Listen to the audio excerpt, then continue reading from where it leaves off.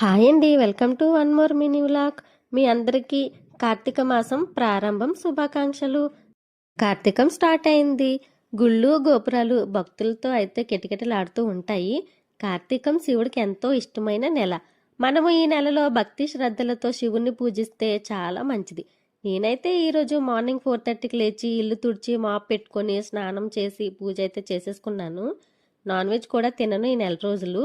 అసలు ఉల్లిపాయ వెల్లుల్లి కూడా తినకూడదు.